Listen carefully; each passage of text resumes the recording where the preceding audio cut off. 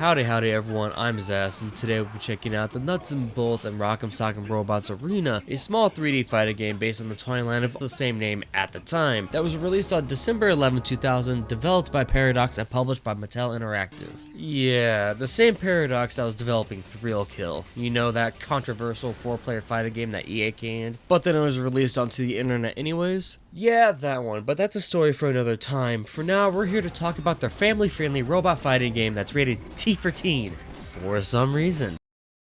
From a wonderful roster of bots to the interesting dismemberment mechanic and the simplistic gameplay, I absolutely adore this game and the memories that it's created over the years. Critics, on the other hand, didn't like this title as much, giving it a low to mid-range ratings all across the board. Quoting David Chin of Next Gen at the time, the game was neither dull as lead nor strong as steel, and I agree.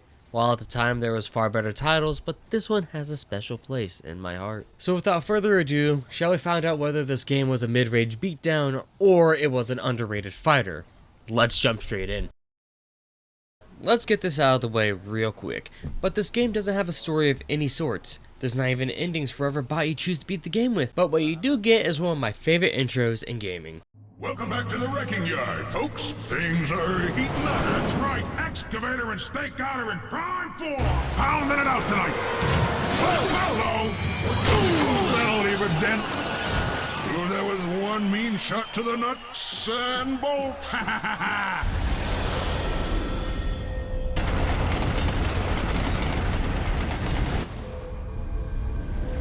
Winding up for the pitch.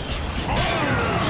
Excavator steamroll stakeout. Knocks him right on his can.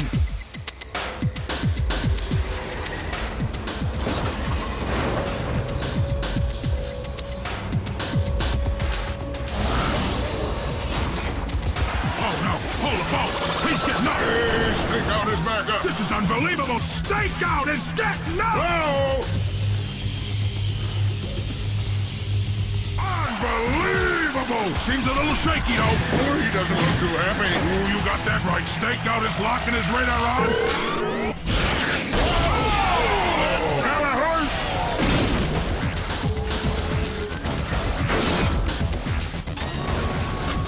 That's gonna be a bad case of heartburn for the old excavator. Oh, please. What a show-off. Showboat like that would not have been tolerated in our people. Am I right? Let the boy have his fun.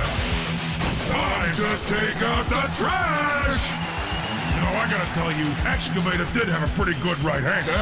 Well, not anymore. It pays to recycle, Red.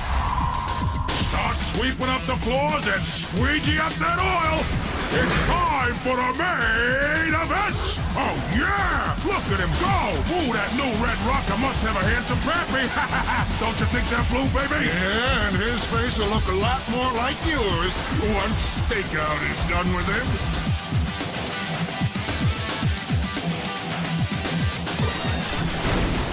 Rock'em Sock'em Robots Arena! Man, I love that intro. It's masterfully animated and I enjoy the banter between red and blue. Sadly though, that's the only look into this universe you get, so let's quickly launch ourselves into something far more interesting. Like the gameplay, it's honestly just a simplistic 3D fighter. You have your punches and kicks mapped to the face buttons, a run special move modifier on R1, and block on L1. Or you can use the stick rotation inputs for special moves more akin to 2D fighters. Oh, you can also run around the arena to these glowy light pillars and use them to recharge a portion of your health. That's honestly pretty neat, but it is not as neat as the reason why I originally picked this game up. That being this game's gimmick, I'd call it. This gimmick is something I wish more games would do, and that is dismemberment with a purpose. It's a brilliant idea, allowing players to not only be able to remove the arms and legs of the robotic opponent and acquire free parts, then you can equip said parts except for the head. That's treated as an skill if you can pull it off, or you could just buy them from the shop after defeating said opponent using the money you earn from winning fights. But, you know, free parts. Yet again, now that I think about it, that makes the whole money thing kind of useless since it's the only thing it's used for. But anyways, back on topic. Not only allows you to modify their stats and appearance, but also being able to tune the movesets to your liking is game changing, and nothing will ever go wrong doing this. Nope, nothing at all. Roll the film. Oh, damn it, come on. Oh, damn it, come on. Oh yeah, it could definitely be broken if done properly, giving you the opportunity to create ridiculous combos. For the time being, while it was simplistic, it was most certainly a unique aspect of this title that I don't think anyone else has attempted to replicate. Damn, I almost forgot to mention the graphics. I kinda just jumped straight into the gameplay, didn't I? My bad. This game, for being at the very end of the PS1's lifespan, looks alright. It's nothing particularly stunning, as we had way better looking titles at the time. Then there's also some problems with textures looking strange when equipping certain parts, since there's a color match option.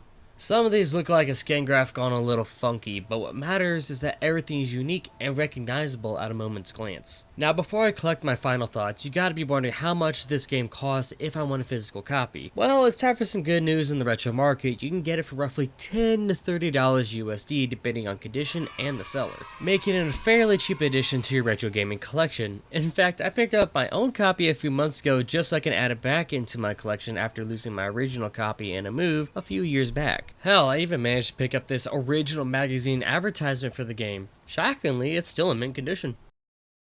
In conclusion, it's a fun little fighter. If you got an hour or so to kill, it's the perfect candidate for a quick playthrough. It might not be graphically groundbreaking, there isn't a story, and it's a wee bit broken when you have the right bot made, but that's its charm, and I wouldn't have it any other way. Except for an explanation of what the freaking stats do.